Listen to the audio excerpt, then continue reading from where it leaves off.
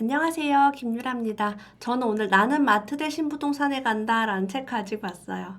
이 책은 2016년도에 발간된 부동산 기초서예요.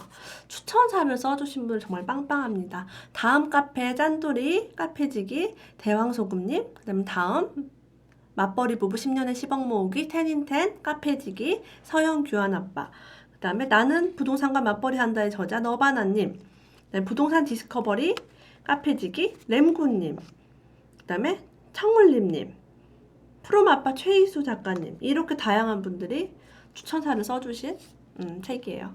제 책입니다. 제가 냈어요. 네, 민망하네요. 네. 앞에 이런 표지가 이렇게 있어요. 보이시나요? 아침마당 PD수첩 등에 출연한 화제의 주인공 짠돌이 카페 슈퍼짠 선발대 대상을 받은 그녀. 왜 마트 대신 부동산을 가게 됐을까? 이런 이야기를 다루고 있어요. 이때 책을 냈을 때가 이 저자가 34살이었어요. 제가 이 책에서 밑줄을 그은 부분을 한번 읽어보겠습니다.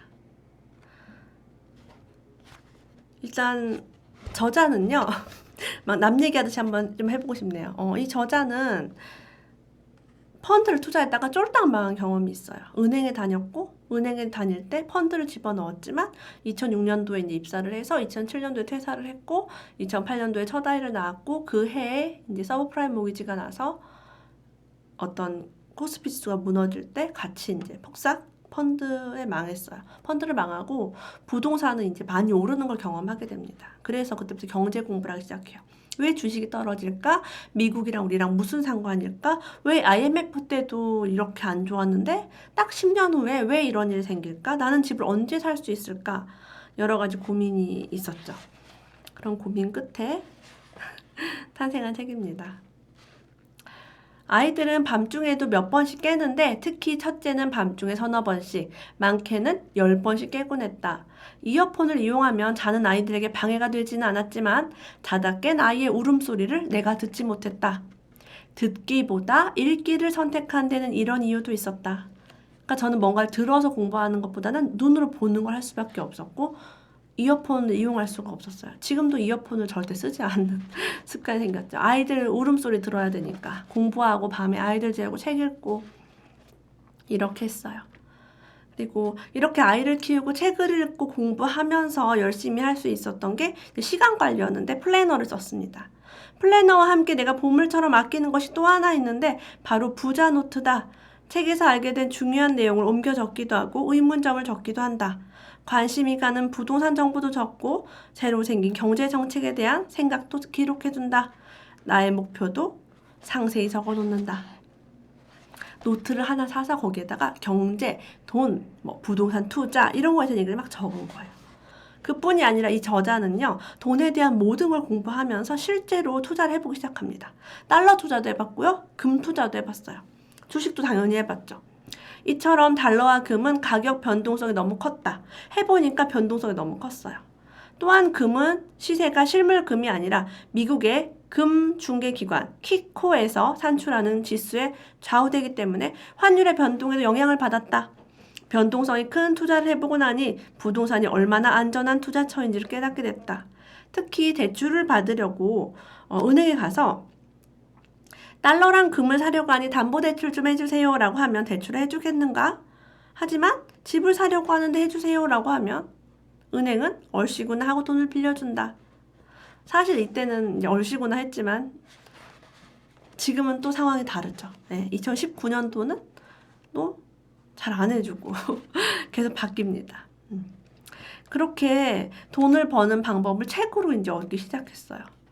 자본주의 시스템을 이해하거나 세계 경제 흐름을 아는 데는 10년 전 책이든 5년 전 책이든 모두 도움이 된다. 또 한 권으로 저자의 생생한 경험에서 나온 농축된 정보를 얻을 수 있으니 책처럼 귀한 것이 없다. 그래서 좋은 책을 발견했는데 절판되어 구할 수 없을 때면 중고 서점을 샅샅이 뒤져서라도 찾아 읽었다. 인상 깊게 읽은 책의 저자가 운영하는 블로그나 SNS에 들어가서 그곳에서 저자는 물론 다른 독자들과 소통을 하다 보니 저자의 강의 정보를 접하게 됐고 강의를 들으러 직접 가기 시작했다. 이렇게 책을 그 좋아하는 저자로부터 그다음에 강의까지 연결한 거죠.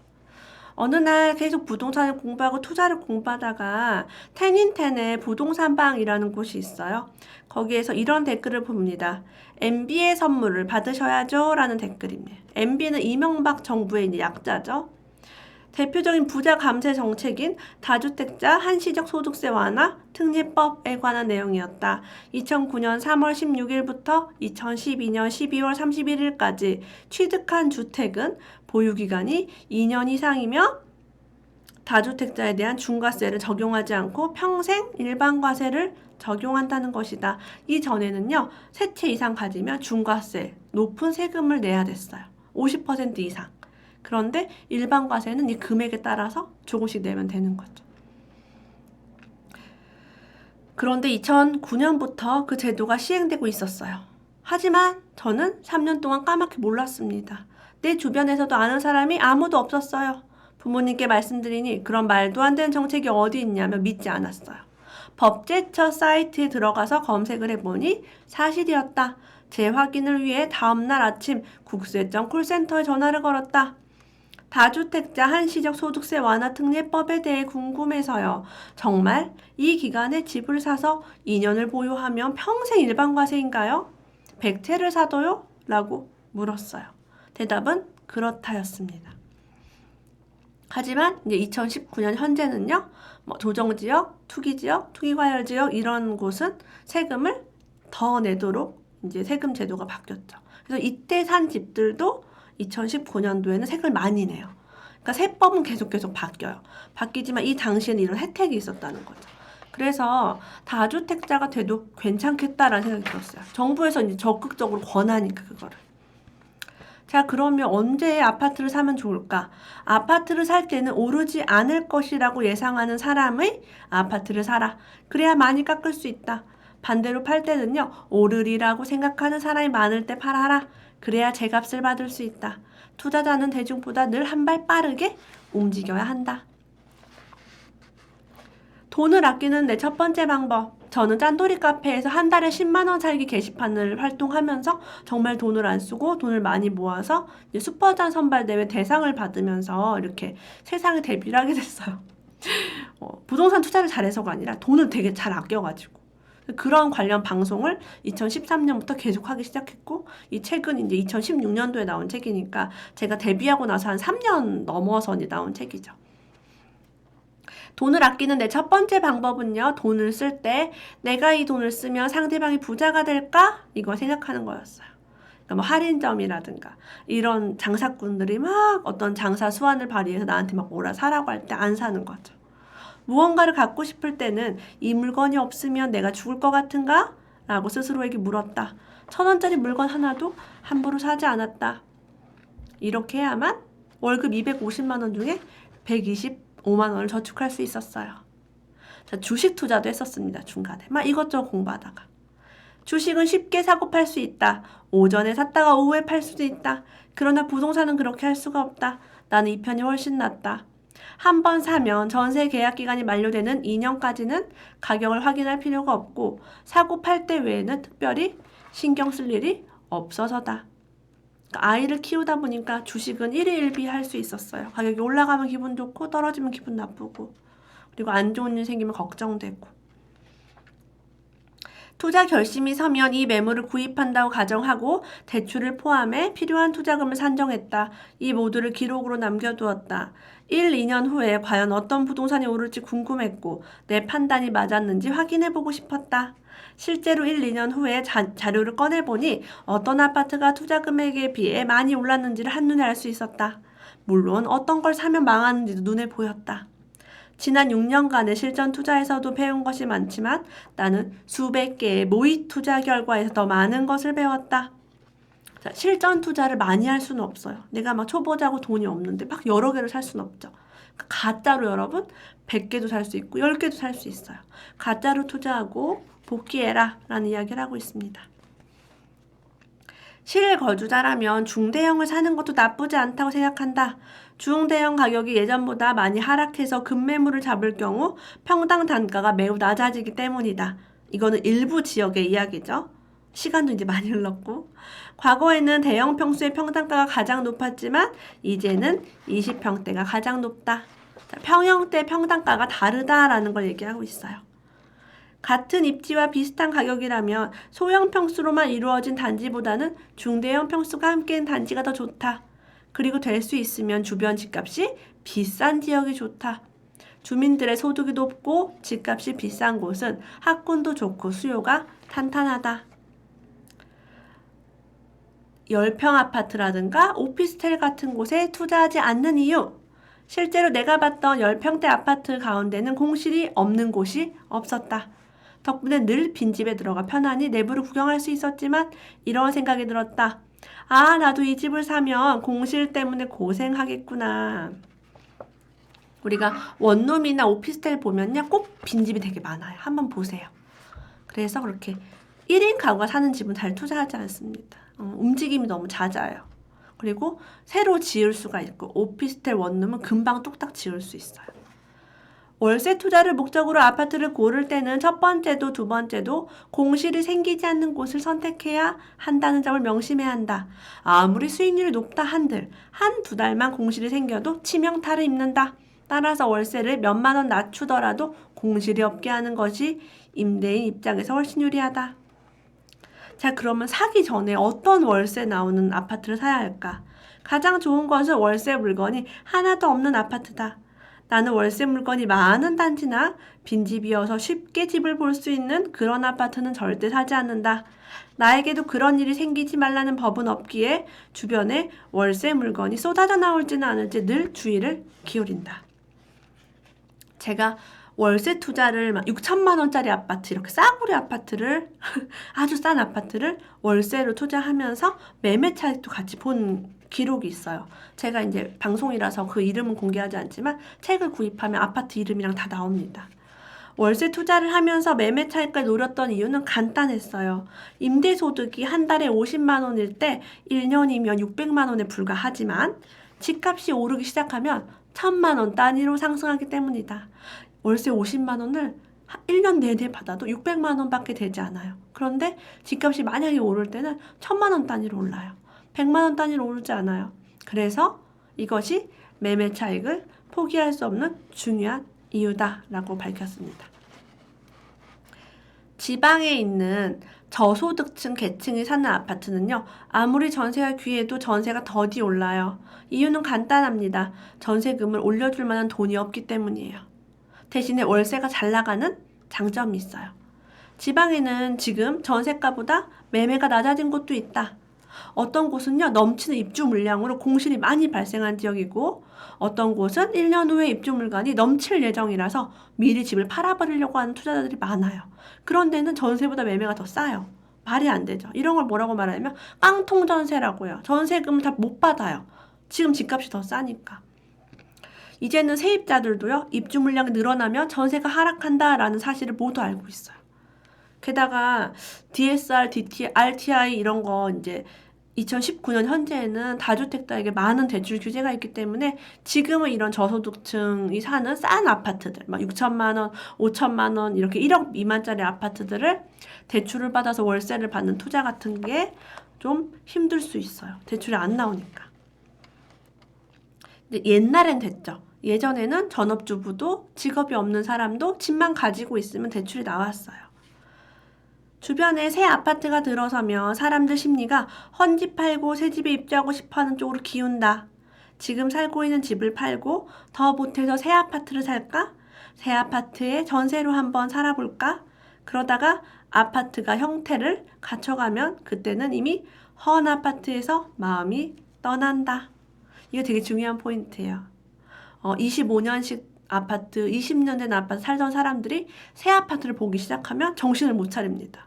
마음이 다 글로 기울어요. 내가 전세를 살더라도 월세를 살더라도 새 아파트에 살고 싶다는 욕구가 굉장히 자극합니다. 그래서 새 아파트 입주가 많은 곳은 전세와 월세가 하락하면서 매매가 잘 안 될 수 있어요. 헌 아파트의 경우에. 주의하셔야죠. 학군이 좋은 곳이 상승폭도 크다. 대장주가 있어요. 모든 지역에 대장주 아파트가 있어요. 그 가운데서도 초등학교와 중학교 학군이 좋은 곳이 최고예요.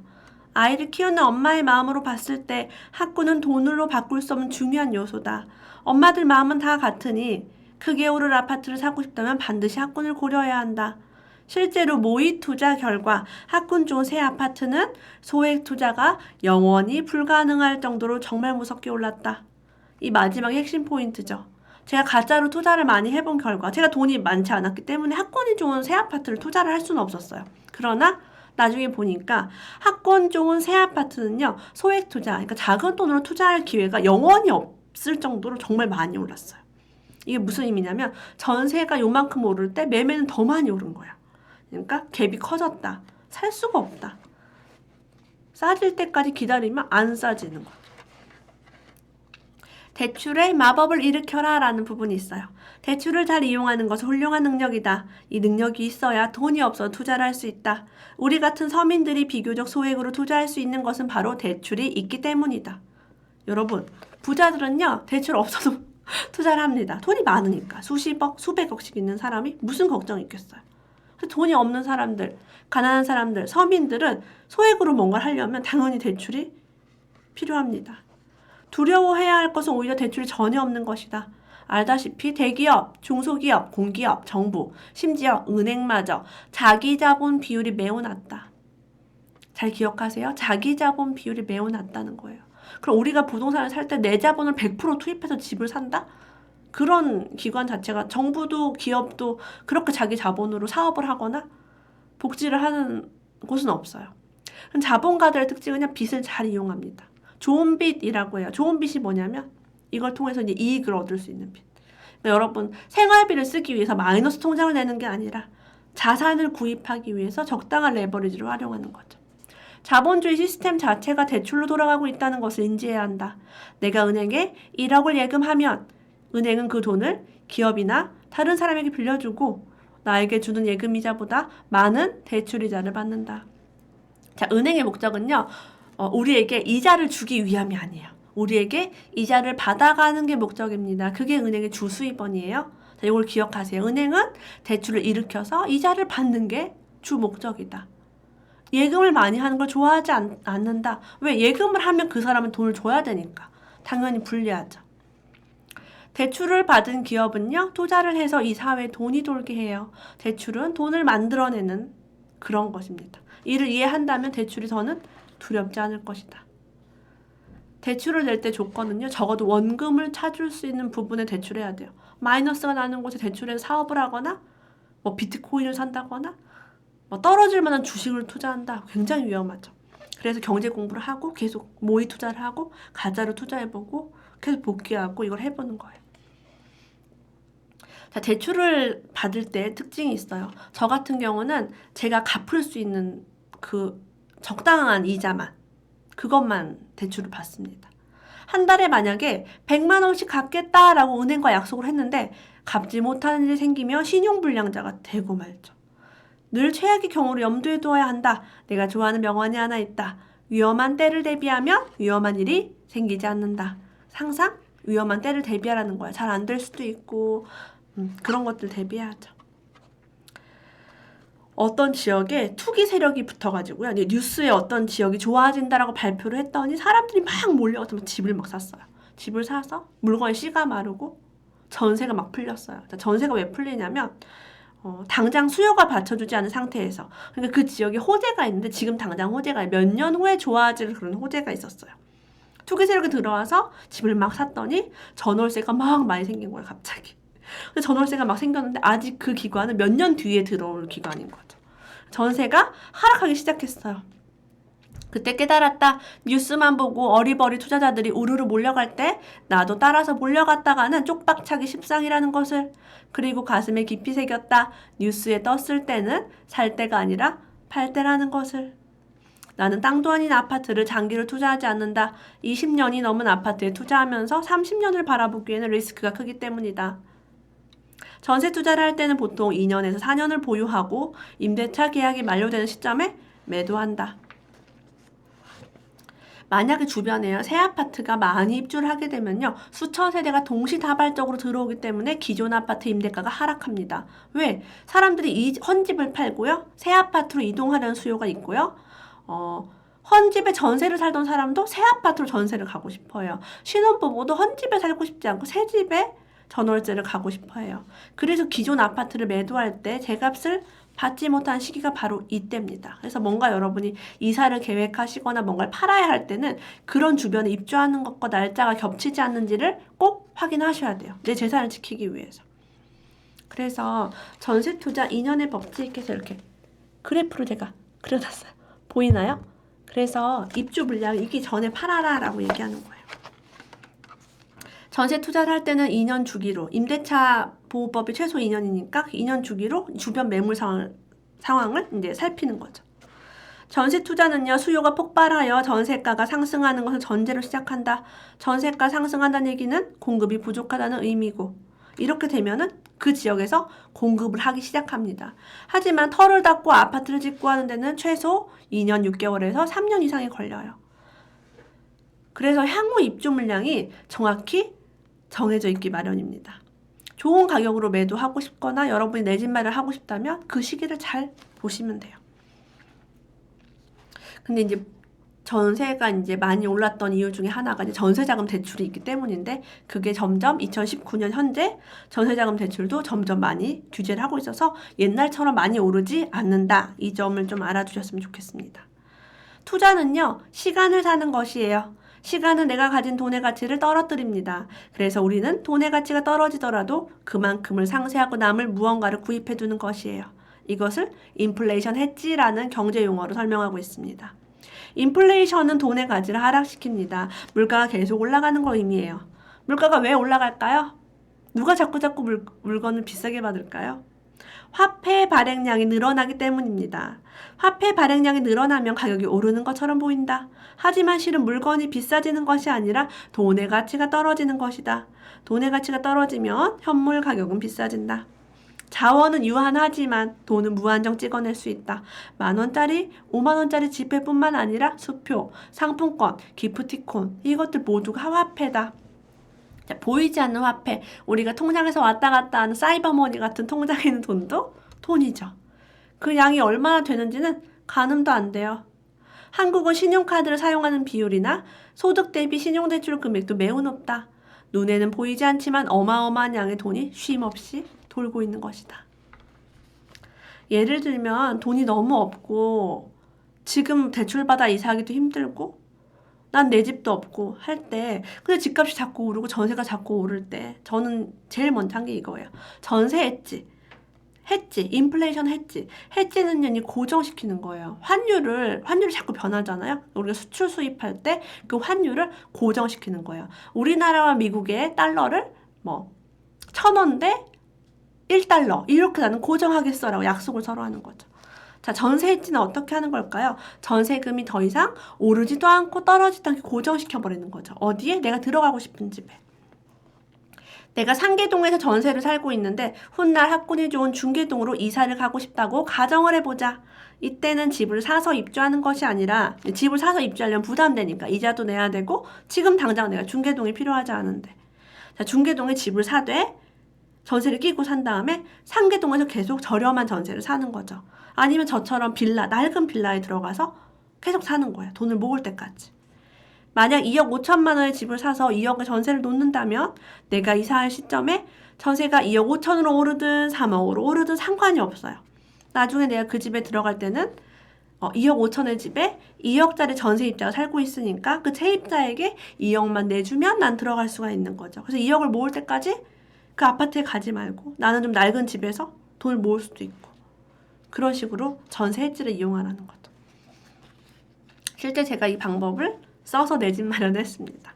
왜냐면 월급이 250인데 그걸로 바로 집을 사버리면 이자를 너무 대출이자를 많이 내야 되니까 그렇게 사놓고 저는 아주 낡은 빌라에 살면 돈을 막 모았어요.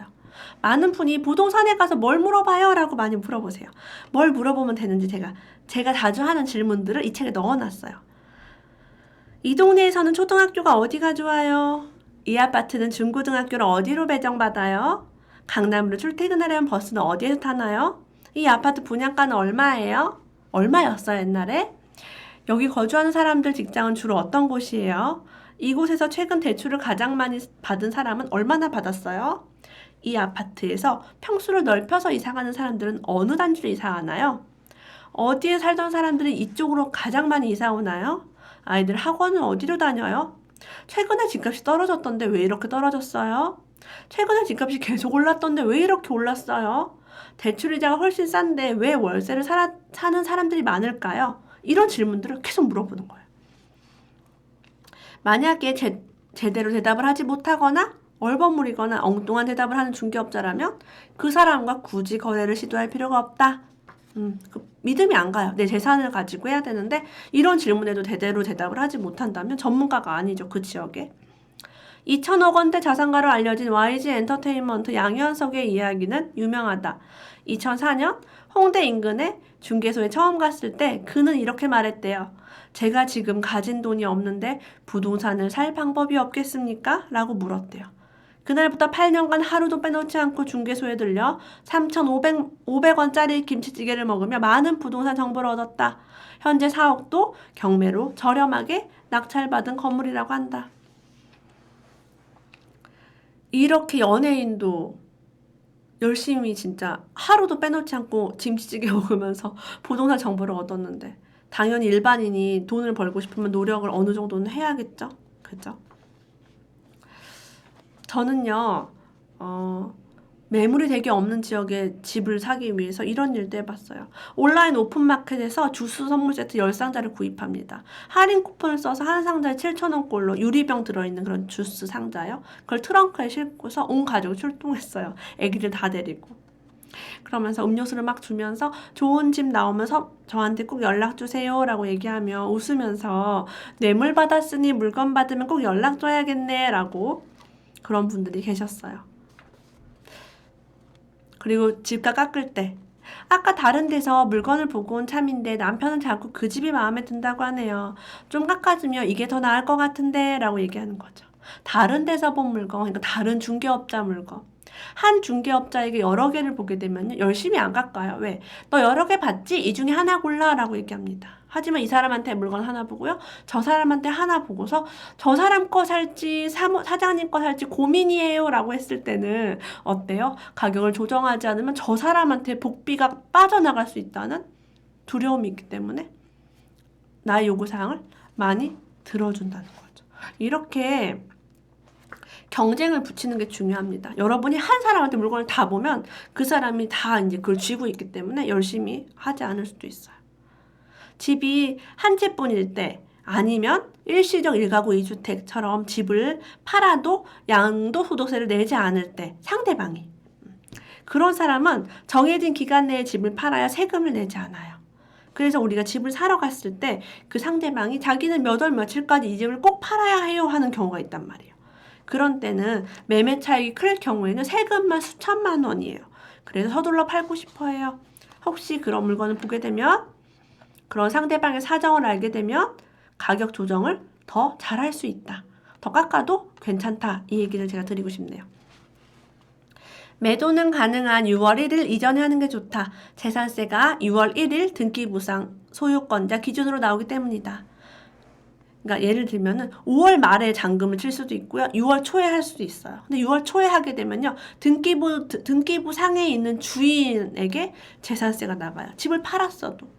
여러분이 파는 사람이라면 5월 말에 파는 게 좋겠고요. 여러분이 사는 사람이라면 6월 1일이 지나서 소유권 이전 등기를 하는 게 중요합니다. 계약서 날짜가 아니라 이제 명의가 아예 바뀌는 날짜를 얘기하고 있어요. 자, 사는 사람이면 6월 1일 후에, 파는 사람이면 6월 1일 전에. 이거 기억하시면은 뭐 재산세 몇십만 원 정도 하잖아요. 절약할 수 있을 거예요. 제가 KTX가 이제 포항역에 생기는 걸 보고서 포항역 앞에 있는 되게 싼 아파트, 6천만 원짜리 아파트를 산 적이 있어요. KTX 신포항역까지 걸어서 가는 20평대 아파트는 어디인가 해서 제가 이거를 투자를 했는데 지도 한번 살짝 보여드릴게요. 바로 이 집이에요. 여기 보시면은 이게 아파트고 이게 포항역이에요. 쭉 가깝죠. 보시면 이제 거리가 721m예요. 그 네이버 지도로 봤을 때. 그래서 제가 이 아파트를 자신 있게 투자를 했어요. 서울에서 KTX로 갈 수 있는 유일한 동해 바다고, 포항은 앞으로 좋아질 거야. 이런 생각을 했고요. 토지 이용 규제 서비스라는 곳에 들어가면은 이 토지 땅을 어떻게 계획을 하는지를 볼 수 있어요. 여기가 이제 앞으로 개발이 될 예정이었고, 고시 도면을 봤습니다. 고시 도면을 봤더니 포항 2인지구 도시개발 계획구역이라고 계획구역이 나와 있었고, 요것도 살짝 보여드릴게요. 책에 들어있는데 이렇게 지도 보이세요? 앞으로 이렇게 계획이 될 예정이에요. 아파트 부지, 무슨 아파트, 학교 부지 이렇게 다 할 수 있어요. 일반 사람들도 다시 천천히 불러드릴게요. 토지 이용 규제 정보 서비스. 국가에서 제공하는 사이트예요. 여기 들어가면은 어떤 지역을 어떻게 계획해가지고 만드는지 다 나와 있어요. 어디로 철도가 지나가고 그런 것들. 그래서 저는 이걸 보고서 앞으로 학교도 생기고 이 아파트 주변이 개발이 되는 거예요. KTX 때문에. 그래서 제가 이거를 이제 샀어요. 근데 이 아파트가요, 이 계획이 고시됐던 2010년도 11월에 아파트 가격이 평당 200만 원밖에 안 했어요. 25평인데 4천만 원 정도, 4천 얼마밖에 안 했어요. 너무 싸죠? 그냥 제가 봐서는 그냥 거저? 집이 4천 몇백만 원밖에 안 하면 아무리 시골이어도. 그래서 저는 떨어질 일은 없겠다 해서 투자를 했었는데 많이 오르지는 않았어요. 어쨌든 이렇게 계획을 볼 수 있다는 게 중요해요. 여러분이 땅을 사거나 어떤 건물을 살 때 그 고시 도면을 볼 수 있어요. 그래서 앞으로는 또 불러드릴게요. 토지 이용 규제 정보 서비스에 들어가서 여러분이 뭔가 할 때 꼭 파악을 하세요. 그래야지 사기를 당하지 않고 나의 돈을 지킬 수가 있어요. 저는 이렇게 책을 읽어서 투자의 기본 원리, 땅은 어떻게 보는 건지, 경매는 무엇인지 이런 것을 공부하기 시작했고요. 금 투자, 달러 투자, 펀드, 주식 이런 정보도 책을 통해 다 얻었어요. 새 아이를 키우면서 할 수 있는 게 집에서 도서관 책을 빌려서 공짜로 보는 것 말고는 딱히 제가 뭔가를 배울 수 있는 통로가 없었기 때문에 그랬죠. 책을 읽고 제가 굉장히 많은 부의 길을 이제 깨달았고, 돈도 되게 많이 모으고, 돈도 많이 벌기 시작했어요. 이 깨달음을 혼자만 간직하기 아까워 선한 부자 프로젝트를 시작했다. 블로그에 내가 읽은 책을 소개하면서 방문자들에게 꾸준히 책을 선물하고 있다. 얼굴도 모르는 사람들에게 3년째 꾸준히 책을 보내고 있다. 내가 그렇게 하는 이유는 책을 통해 사람들의 삶이 바뀌기를 바라기 때문이다. 애초에 경제적 자유를 누리기 위해 독서를 시작했지만 나는 책을 읽으면 가난해도 행복해지는 법을 배울 수 있다고 믿는다. 진짜 부자는 돈이 많은 사람이 아니라 작은 일에 감사할 줄 아는 마음이 풍요로운 사람이다. 나는 그 마음의 풍요가 책에서 나온다고 믿는다. 라고 이 책의 마지막에 써 있습니다. 그래서 제가 쓴 책이에요. 34살 때 2016년도에 발간된 책이고요. 지금이랑 당연히 2019년 현재랑은 많은 것들이 많지 않지만 어떤 돈의 기본, 투자의 완전 기초 그런 것들을 좀 배울 수 있는 책이에요. 나는 마트 대신 부동산에 간다. 김유라가 쓴 책입니다. 20세 정도 발간된 베스트셀러예요. 한번 기회 되시면 읽어보시면 좋겠어요. 오늘도 끝까지 함께 해주셔서 감사합니다. 저희는 선한 부자 프로젝트 네이버 카페와 블로그에서 또 만나 뵐게요. 고맙습니다. 다음에 또 만나요.